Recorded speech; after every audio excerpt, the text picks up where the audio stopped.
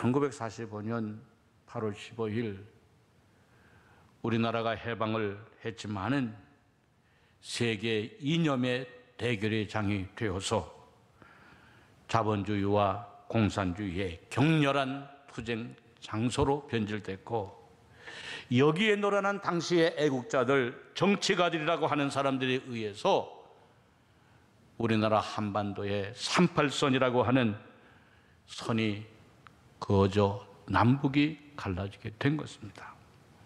이러한 과정 속에서 소련의 스탈린이 김일성을 앞세워가지고 우리나라를 침략하려고 1950년 6월 25일 날 마침내 전쟁을 일으킨 것입니다. 소련의 전차와 무기로 완전 무장된 북한의 기습에 의해서 쉼없이 무너져 내려 제대로 한번 싸움도 해보지 못하고 3일 만에 서울에 함락이 됐습니다. 25일 만에 대전까지 함락이 됐습니다. 석 달 만에 낙동강까지 내려왔습니다. 대한민국의 국토에 전라도, 경상도까지 포함하여 90%를 그들이 다 점령을 했습니다. 여러분, 우리가 미래를 준비하지 못하고 이념과 분쟁으로 싸우면 그렇게 되어진다는 겁니다. 나라를 위한다고 하며 나라를 잘못된 길로 인도하는 정치가들을 만나면 그렇게 되어지는 것입니다. 하나님의 구원의 경륜을 무시하고 하나님 앞에 오만하게 되어지게 되면 그렇게 되어진다는 겁니다. 둘째로, 왜 우리가 6.25 전쟁을 잊어서는 안 되는가? 그것은 너무나 큰 은혜가 있었기 때문입니다. 대한민국의 그때의 상황은 북한 병력의 군사의 2분의 1도 안 됐습니다. 주한미군은 이미 1년 전에 이제 철수를 했습니다.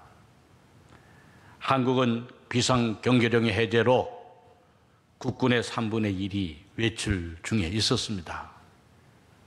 싸울 무기도 준비되어 있지 않았습니다. 그러나 그 가운데서도 하나님의 세 가지의 기적이 있었던 것을 우리는 보게 됩니다.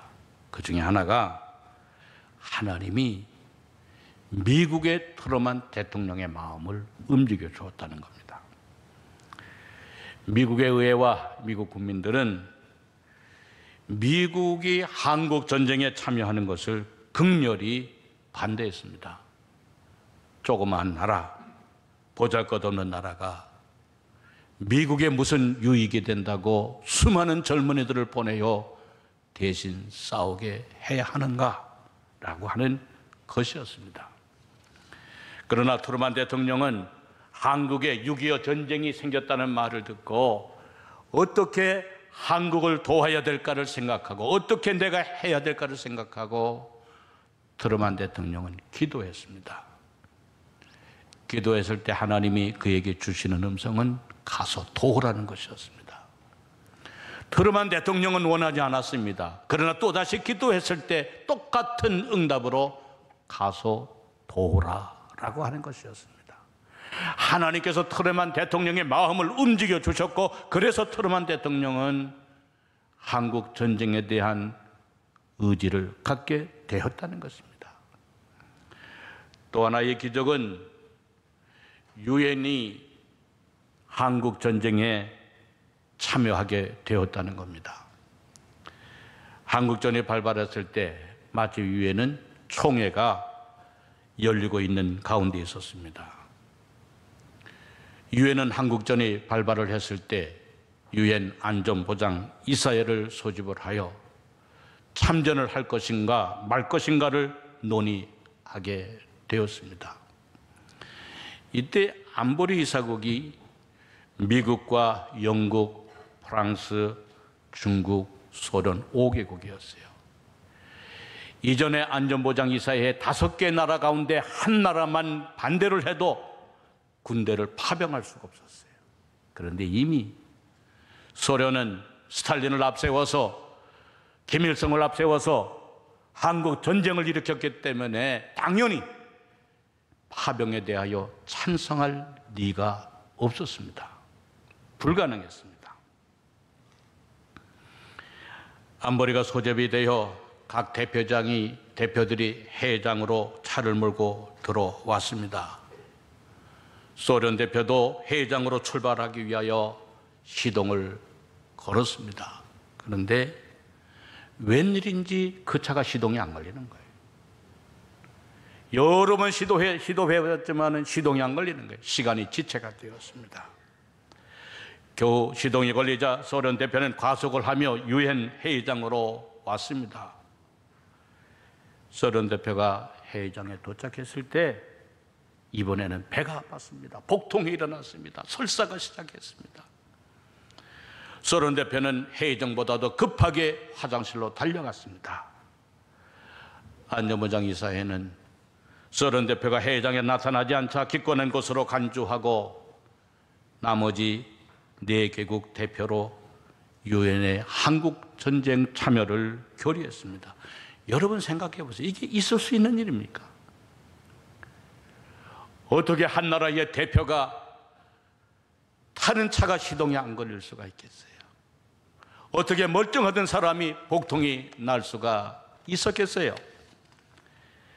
다 하나님이 우리나라를 사랑하여 주셔서 하나님이 역사하여 주신 일들입니다. 결국 유엔의 결의로 16개국이 우리나라에 유엔군을 보내어 싸움을 도와주었습니다. 이때에 가장 많은 군인을 보내준 나라가 바로 미국입니다. 미국은 32만 6,863명의 군인을 파병시켜 주었어요. 그 중에 3만 6,574명이 전사를 했습니다. 여러분 생각해 보세요.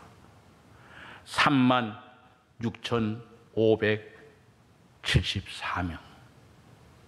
여러분 만약에 우리나라의 군대가 다른 나라를 위해서 싸우러 가서 300명만 죽었어도 나라가 난리가 날 겁니다. 미국 군인이 와서 죽은 숫자가 3만 6,574명이에요. 실종자가 3만 3,737명입니다. 2만 6,238명의 부상자가 생겼어요. 이렇게 해서 우리나라를 지킨 겁니다. 또 하나의 기적은 메가도 장군, 기도의 사람 메가도 장군을 하나님이 들어 쓰셨다는 거예요. 군사 전문가들에 의하면 인천 상륙작전이 성공할 확률은 2%밖에 안 된답니다. 98%가 실패할 확률입니다.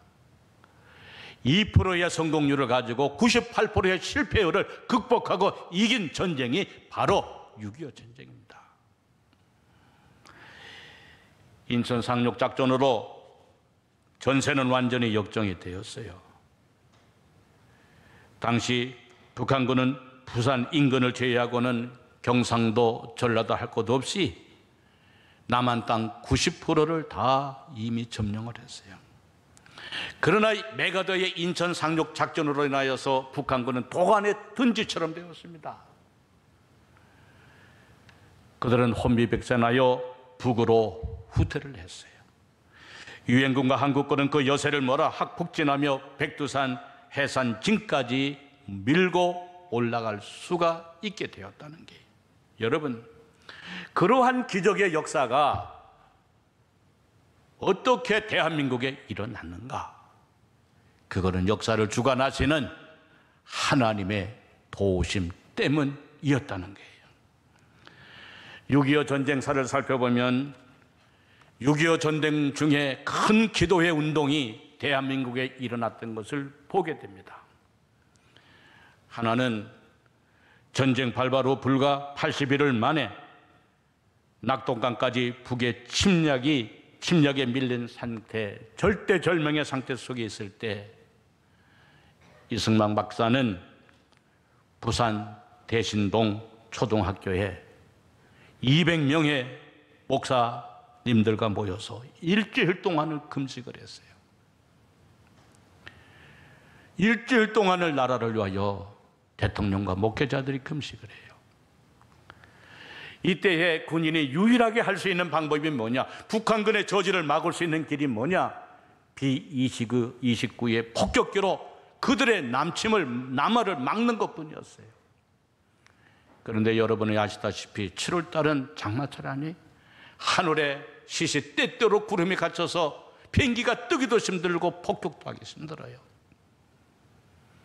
그런데 B-29기가 출격할 수 있도록 열린 하늘을 허락하여 주셨고 파란 하늘을 허락하여 주셨고 그리고 그들의 남하를 막을 수 있도록 폭격할 수 있게 하셨다는 게 바로 기도의 능력 때문에 그래요. 하나님이 이 대한민국을 사랑하여 주셔서 기도하는 이들의 기도를 들으시고 이 대한민국을 사랑하여 주셔서 하나님의 복음이 왕성하게 하시고 앞으로 대한민국을 통해서 세계 민족을 구원하시기 위한 하나님의 계획이 그 가운데 있었다는 거예요. 또 하나의 기도의 운동은 부산 초랑교회에서 이북과 남한에서 피난 온 수많은 목회자들이 있었는데 이들은 이곳에 머물며 낮과 밤을 가리지 아니하고 금식하며 기도했다는 거예요. 이때에 남한의 기독교인들이 약 100만 명이 되었다는 거예요. 100만 명의 예수 믿는 사람들이 시시때때로 우리 나라와 전쟁을 위해서 자유를 위해서 기도했다는 거예요. 여러분, 이러한 하나님의 역사, 이러한 기도가 우리나라를 지켜주었다는 거예요. 셋째는 왜 우리가 6.25 전쟁을 기억해야 될까? 다시는 그와 같은 일이 이 땅 위에 우리가 사는 가운데 후손들 가운데 일어나지 말아야 하기 때문이라는 거예요. 여러분들 생각해 보세요. 만약에 그때 우리나라가 6.25 전쟁에서 졌다 한다면 어떻게 되었을까? 아마 우리나라는 두말할 것 없이 공산주의로 적화가 되었을 거예요. 그러면 우리나라는 북한처럼 되었을 것입니다. 먹을 것도 없고 자유도 없고 더군다나 이렇게 모여 예배도 드릴 수 없고 우리뿐만 아니라 자손 대대로 그와 같은 나라에서 우리는 살게 되었을 것입니다.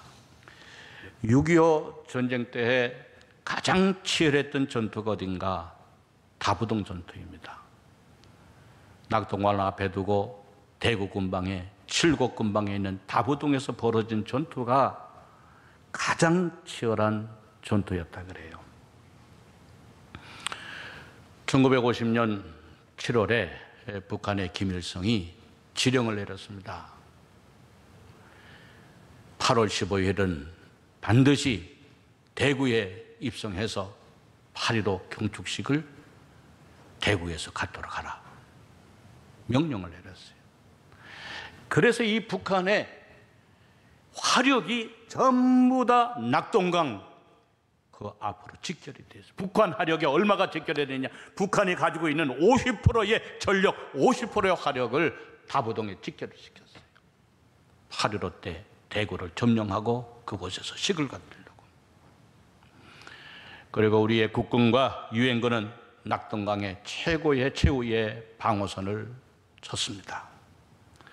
이때에 북한이 다부동 앞에 직결된 화력은 3개 사단이었습니다.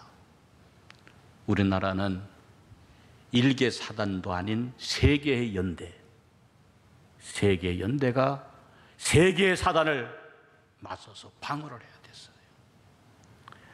이때 우리나라의 군인들이 다부동 전투에 참여했던 군인들이 얼마나 두렵겠어요.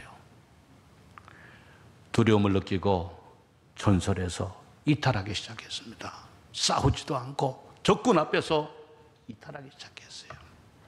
이때 미군의 27년 대장 마이켈러스 대령이 다급하게 일사단장한테 무전을 칩니다.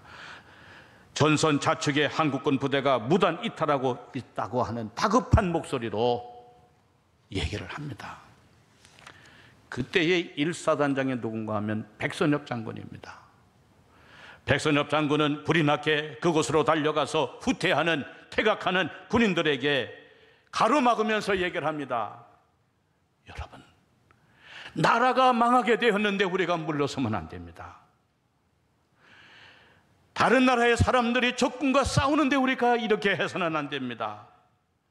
내가 앞장설 터이니 나를 따르시오. 내가 만약에 후퇴를 한다면 나부터 먼저 여러분들이 갖고 있는 총으로 나를 쏴 죽이라고 얘기를 해요. 사단장이 앞에 나서서 양팔을 벌리며 하소연하는 그 말을 듣고 이탈하는 장병들이 발걸음을 돌이킵니다. 그리고 그 사단장과 함께 다시금 전쟁터로 나아가 싸움을 하게 됩니다. 여러분, 이때의 다부동 전투가 며칠 동안 진행이 됐는가 하면 55일 동안 전투가 되게 돼요. 이때에 북한군이 2만 4천 명이 거기에서 죽어요. 우리나라 군사가, 국군이 1만 명 이상이 죽습니다. 3만 5천 명이 죽어나가니 시체가 산을 이루어요. 그것은 온통 피가 바다를 이루게 됩니다.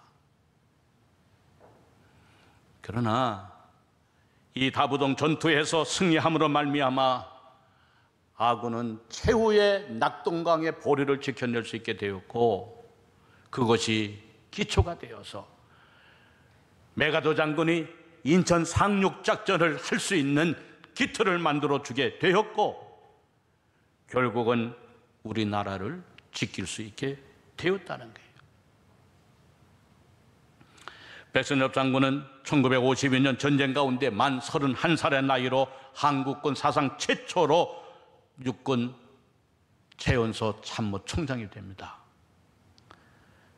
33살에는 한국군 최초의 대장으로 승진이 되고 1954년 6.25 전쟁을 교훈 삼아서 앞으로 우리나라가 다시금 이러한 일을 당하지 않게 하기 위해서는 군대를 제대로 갖추어야 한다 생각하고 제1야전군을 창설하고 사령관이 되어서 43개월 동안 재임을 하면서 한국군의 기틀을 다집니다.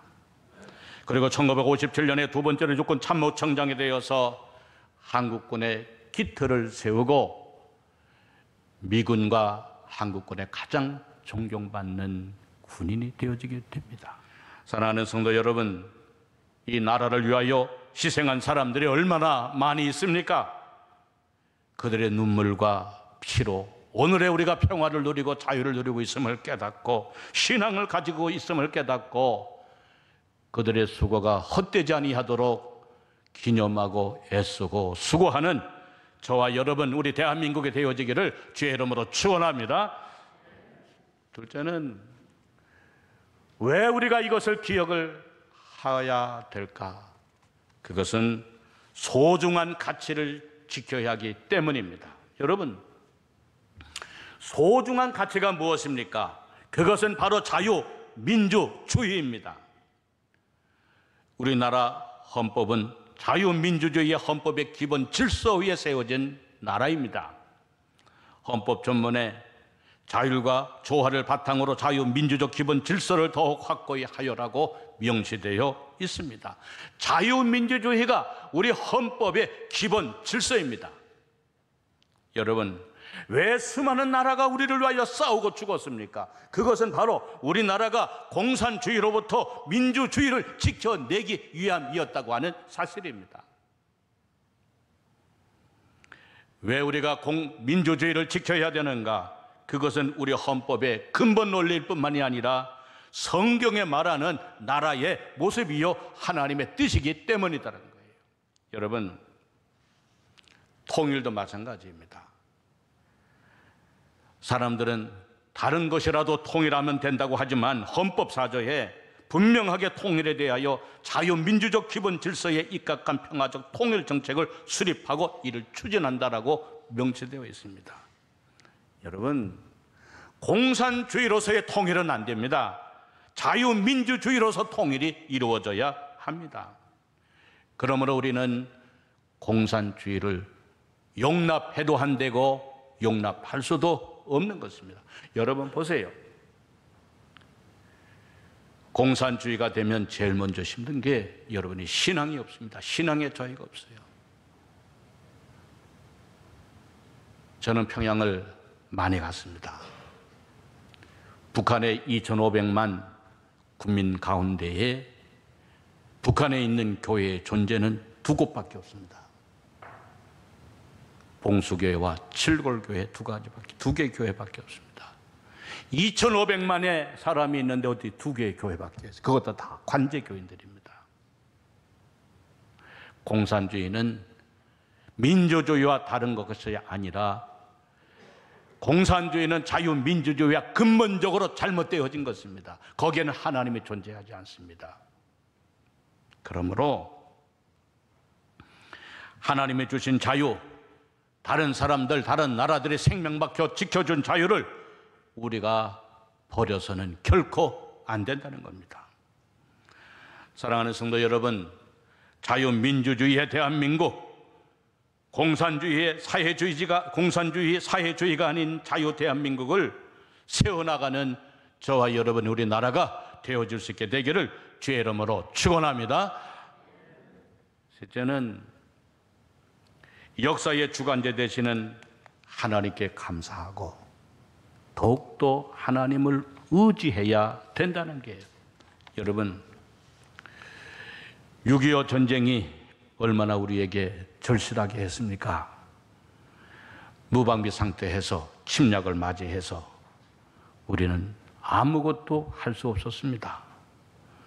3개월 만에 낙동강 벨트만을 남기고 다 빼앗긴 우리라. 조금만 더 나가면 갈 수 있는 곳은 부산 앞바다밖에 없습니다. 부산 앞바다로 밀리면 우리는 적화되는 겁니다. 그러한 가운데 우리 나라를 지켜주신 분이 바로 하나님이세요. 여러분, 전쟁 후에는 어떻습니까? 우리가 가진 건 아무것도 없었어요. 산에 나무 한 그루 제대로 없었습니다. 다 폭격과 다 전쟁으로, 배고픔으로 나무 한 그루 없었습니다. 집은 어떻습니까?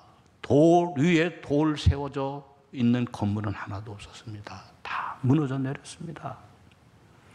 그러나 오늘 우리나라가 세계 10대 무역국 안에 들었잖아요.